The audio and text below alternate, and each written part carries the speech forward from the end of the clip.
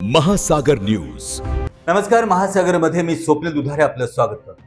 रायगड जिल्ह्यातील रोहा तालुक्यात आज नव्यानेच उभारण्यात येणाऱ्या रोहा रेल्वे स्थानकाचे खासदार सुनील तटकरे तसेच महाराष्ट्राच्या महिला आणि बाल विकास मंत्री कुमारी अदितीताई तटकरे यांनी पाहणी केली. नव्याने उभारण्यात येणाऱ्या रेल्वे स्थानकाची साधारण निधीचा खर्च हा 25 ते 26 कोटीच्या घरात जाण्याचं यावेळी सांगितण्यात आलं आहे.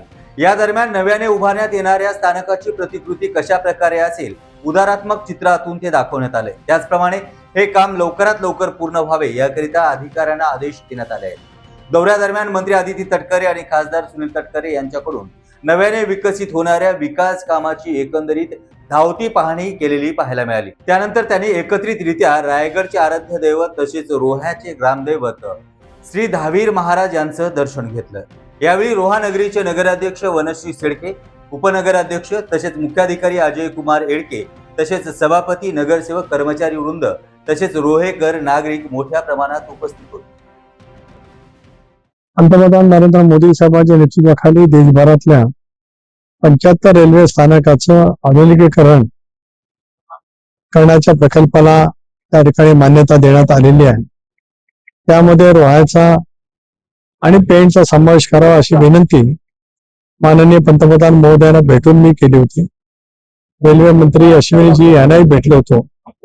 रेल्वे बोर्डाचे चेअरमन यांची माझी भेट झाली आणि परवा शुक्रवारी रेल्वेचे जनरल मॅनेजर आणि DRM यांच्याशी चर्चा केली परवाच. आणि आज प्रत्यक्षात आर्किटेक्ट जे आहेत त्यांनाही बोलवलं.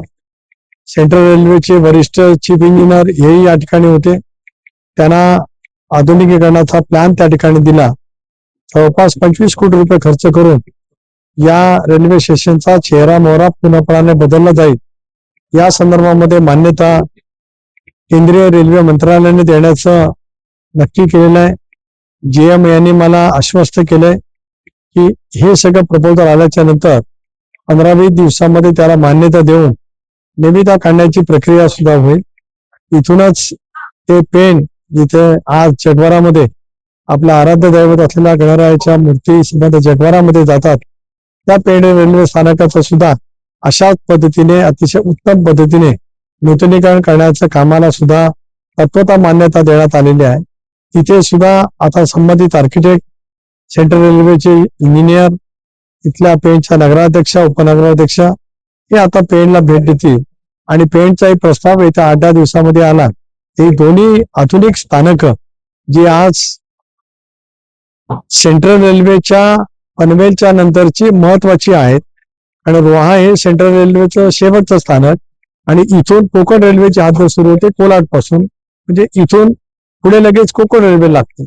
अशा वेळेला इथलं जे काही आधुनिकीकरण आहे हे करण्याच्या दृष्टीकोनातून आज प्रत्यक्षात या ठिकाणी भेट दिली आणि मला विश्वास आहे की या सगळ्या निविदा वगैरे प्रक्रिया पूर्ण होऊन 1 ऑक्टोबर 2 ऑक्टोबरच्या आसपास आपण या प्रत्यक्षात कामाला सुरुवात करू शकतो.